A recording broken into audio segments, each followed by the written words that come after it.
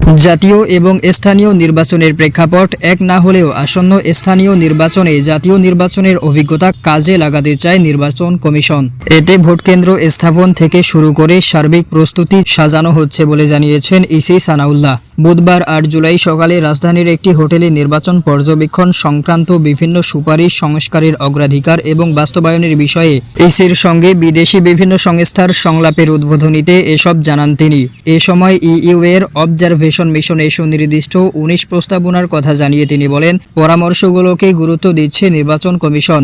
একই সঙ্গে সামনের দিনগুলোতে ইইউ এর সঙ্গে বিষয়গুলো সমন্বয় করা হবে। এরই মধ্যে স্থানীয় সরকার নির্বাচনের বিধিমালায় কাজ চলছে জানিয়ে ইসি সানাউল্লাহ জানান, ইসির দক্ষতা এবং পর্যবেক্ষকদের প্রস্তাবিত বিষয়গুলো ভালোভাবে আমলে নিলে সামনের দিনগুলোতে ভালো কিছু সম্ভব। এ সময় ইইউ রাষ্ট্রদূত মাইকেল মিলার জানান, বাংলাদেশের নির্বাচন ব্যবস্থায় আগামীতেও সম্পৃক্ত থাকতে চায় ইউরোপীয় ইউনিয়ন। নারী সংখ্যালঘু ও পিছিয়ে পড়া জনগোষ্ঠীকে কিভাবে আরও বেশি নির্বাচন ব্যবস্থায় সম্পৃক্ত করা যায় সেটা নিয়ে নির্বাচন কমিশনের সঙ্গে কাজ করার আগ্রহ প্রকাশ করা হয়।